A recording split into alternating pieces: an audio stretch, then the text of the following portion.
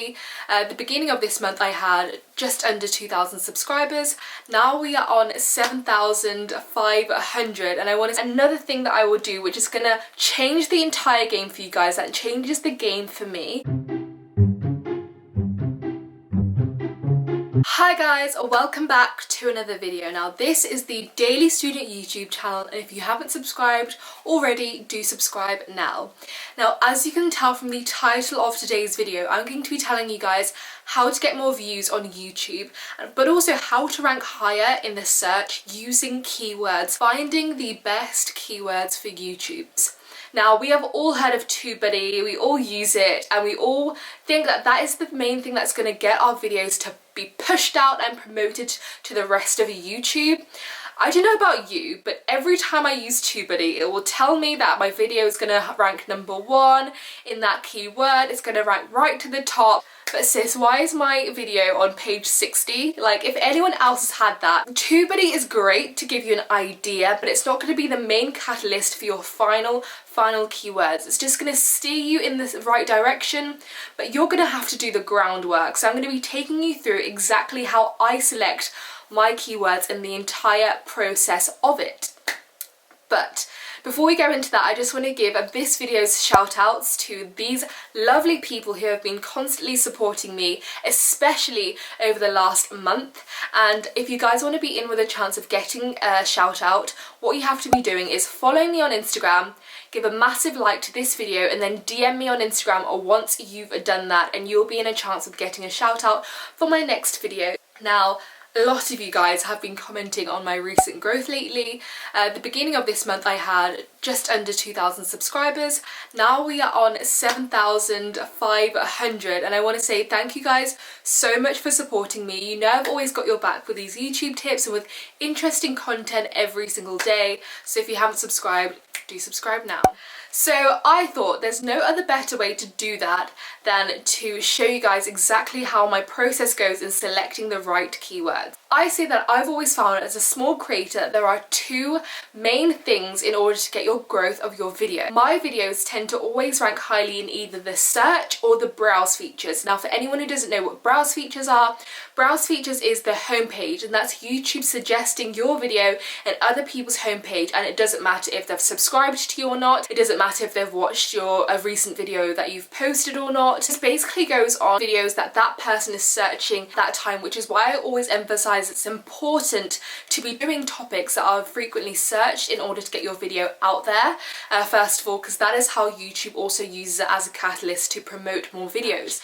Now I am very imperative that as a small creator, those are the main two features that you want to be targeting, just because those are the ones that have always pushed my videos out. I've had 2 viral videos in the last 3 weeks, and when I look on those analytics, those are the main places that are pushing my video out constantly. But first of all, I've got my laptop here, but I want to take a dive into my recent video to kind of show you what happens with it when it goes viral or takes off. So guys, I want to give you as much information as possible. So what I'm actually going to do is I'm going to give you an example based off of my one that I posted yesterday, my most recent video that's doing extremely well. So here I will click on to my YouTube studio. As you can see, this is the latest video that I posted, and it's 462% higher than usual, and we are in the green zone. So as that's a video that's doing extremely well, I'm going to take you guys through the analytics of that video, and we can see it's got 5,000 views in 22 hours.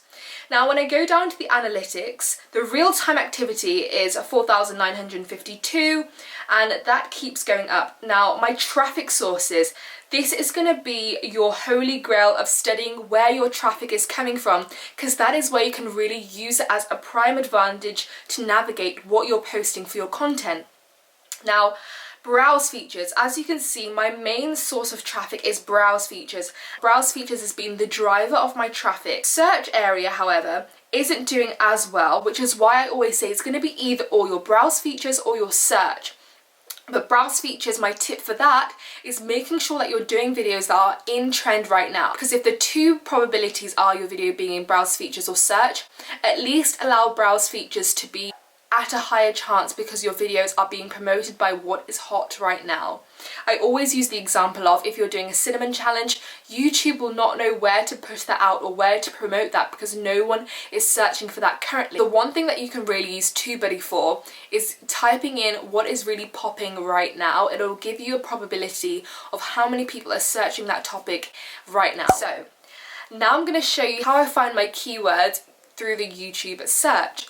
So for example, when I'm on YouTube, I will type in a video idea that I might have for the future. For example, my next video is on intermittent fasting. What I will do is I will type in intermittent fasting before and after, because I know I like to see before and afters when I do that.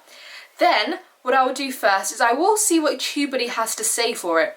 Now TubeBuddy is saying 85,000 people search that per month, and that is fantastic, because although it's 85,000 people within the intermittent fasting industry, which is technically the health industry, your video can still be pushed out to 10 times more than that based on it being in the health industry, which is popping right now. So 85,000, for me, between 50,000 and 100,000, I feel like I'm good to go. So if those searches are high, I am fine.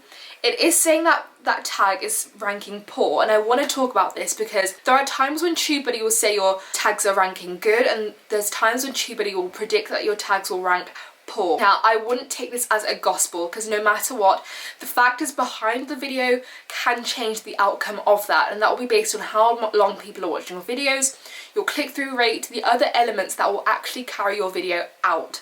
So I kind of take it, but I kind of don't. My best way, my number one fundamental tip in selecting a keyword for this is literally writing a list of things that you would actually search yourself, because there's a high probability that if you would type that in, 100 other people or 1,000 other people will actually type that. So personally for me, I might type in intermittent fasting before and after, because if I'm about to start my intermittent fasting journey, I want to know, like, what are the before and after results of if I'm going to try this. Next, I'll try intermittent fasting meal plan. I would actually type in intermittent fasting meal plan because I'll want to know what to eat during that time. So literally typing in things that you would type yourself within that niche is going to be 10 times better than anything else. And the other misconception is that if you use keywords that are tagged on other people's videos, your video is going to instantly do just as well as theirs, and that is so false. You can use the exact same keywords that I used, the exact same everything, but that has no indication on whether your video is going to do well or not. In fact, it could do 10 times worse than a video that you post on your channel normally. That is again based on when you're posting it, the saturation of those tags at that time. So unless we posted it on the exact same day, tomorrow the saturation can be completely different, ranking your video much lower. So another thing that I will do, which is going to change the entire game for you guys, that changes the game for me, So I've typed in my intermittent before and after. What I will then do is I'm actually going to filter upload date. Now what this will do is it will allow you to have a look and see what the views are like within that niche right now. So if people are ranking fairly high in there right now, that is going to be a very good indication as to whether or not that video could be popping right now. That's how I just do it. I will look at the saturation of how many people are uploading those videos at the moment. If there's literally a video on that topic once every 30 minutes, I'm going to be thinking that saturation is too high. Let me hold back off on that topic for right now. However, if it's a couple, maybe 10 a day, then I feel like I will have a good chance of ranking higher based on the keywords that I'm using. Another thing, checking how many views people are getting in that niche right now will be an indicator. If there are people who are getting maybe over 1,000 views on those videos, you're good to go.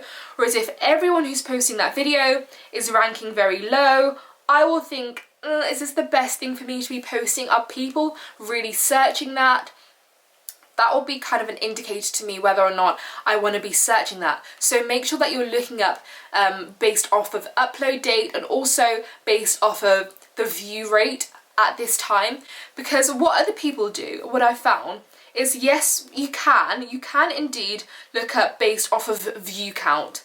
But based off of view count will really depend on when that video was posted, because those keywords that that person used to get 1 million views back then was based off of how saturated those keywords were then, based off of the competition of those keywords, based off of how many people are currently making those videos now, based off how many people were currently making those videos in the past.